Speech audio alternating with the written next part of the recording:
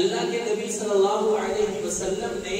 قرب قیامت کی کچھ نشانیاں اس حدیث مبارکہ کے اندر بیان کی ہیں اور یہ کہا کہ یہ نشانیاں جب ظاہر ہو جائیں، یہ علامات جب ظاہر ہو جائیں تو یوں سمجھ لو کہ قیامت قریب ہے، اللہ کا عذاب قریب ہے، اللہ کی ناراضگیاں عام ہیں، انسان اللہ کو ناراض کر رہا ہے، انسان اللہ کی رحمت سے دور ہو گیا، انسان اللہ سے اعلان جنگ کر رہا ہے، انسان اللہ اور اس کے رسول کے احکامات سے بغاوت کر رہا ہے۔ جب یہ علامات لوگوں کے اندر پائی جائیں تو پھر قیامت کا انتظار کرنا شروع کر دو، اور مسلمانوں کو یہ چاہیے کہ وہ ان چیزوں سے اپنے آپ کو بری کرنا شروع کر دیں، اللہ کی طرف متوجہ ہو جائیں۔ اگر ان اعمال کی وجہ سے وہ توبہ نہیں کرتے، ان اعمال سے توبہ نہیں کرتے، اللہ کی ذات کی طرف متوجہ نہیں ہوتے، اپنی زندگی پر توجہ نہیں کرتے،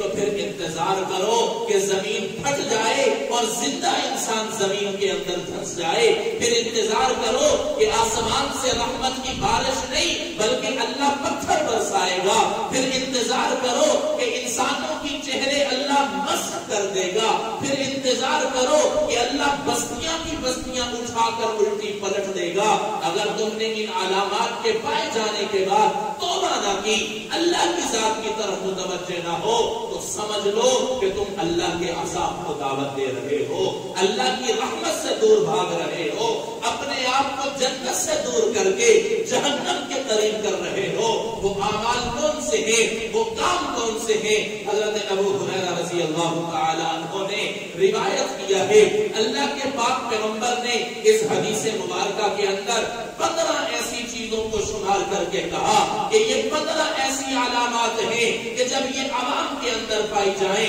جب یہ لوگوں کے اندر پائی جائیں، جب یہ لوگ اس کا عادی بن جائیں، جب ہر انسان اس کام کا ارتکاب کرنا شروع کر دے تو قیامت قریب ہے، انسانوں کو توبہ کی ضرورت ہے۔ پہلی چیز اللہ کے پاک پیغمبر نے ارشاد فرمائی، حضرت ابو ہریرہ نقل کرتے ہیں، اللہ کے نبی نے ارشاد فرمایا کہ پہلی علامت یہ ہے کہ جب لوگ مال غنیمت کو اپنا ذاتی مال سمجھنے لگ جائیں، عوام کے مال کو اپنا مال سمجھنے لگ جائیں، جب ہمارے حکمران، ہمارے افسران والا مال غنیمت کا مال ہو یا بیت المال کا مال ہو یا عوام کا حق ہو یا اللہ اور اس کے رسول کے راستے کا مال ہو، جب اس کو ذاتی مال سمجھ کر ذاتی استعمال میں لایا جائے، اپنی آسائش کے لیے استعمال کیا جائے، اپنی ضروریات کے لیے استعمال کیا جائے، جن کا حق ہے ان کو حق نہ دیا جائے، مجاہدین کا حق ہے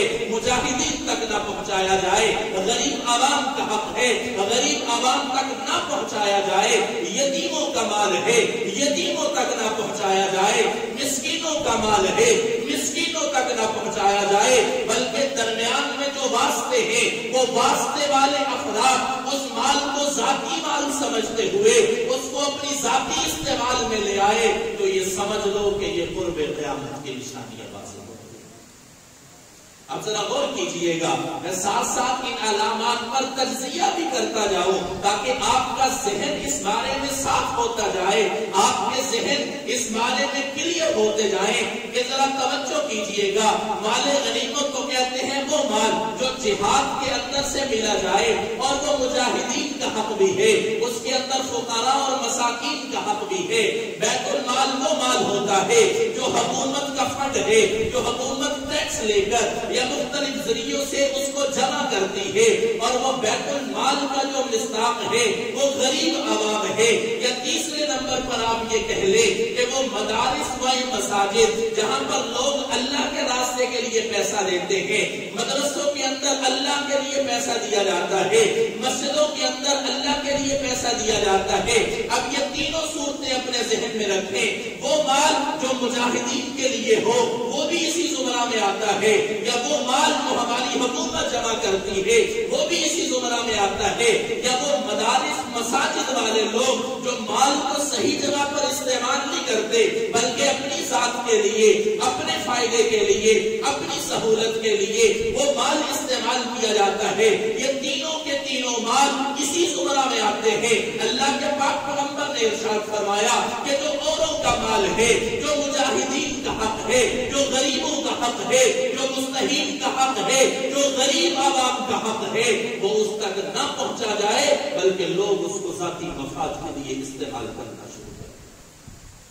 اب ذرا اپنے دل پہ ہاتھ رکھ کے فیصلہ کریں، کیا ہمارے حکمران ایسے نہیں ہیں؟ کوئی ایک حکمران مجھے ایسا دکھا دیجئے، کوئی ایک حکمران رب کعبہ کی قسم نظر نہیں آتا اپنے ملک پاکستان کے اندر کہ جو اتنا صاف شفاف ہو، جس کے ہاتھ رشوت سے پاک ہو، جس کے ہاتھ ظلم سے پاک ہو، جس کے ہاتھ ظلم اور زیادتی سے پاک ہو، جس کا پیٹ حرام سے پاک ہو، جس کی زبان نے حرام کا لقمہ نہ کھایا ہو، جس کے پیٹ کے اندر حرام کا لقمہ نہ گیا ہو، کوئی سیاستدان مجھے نظر نہیں آتا۔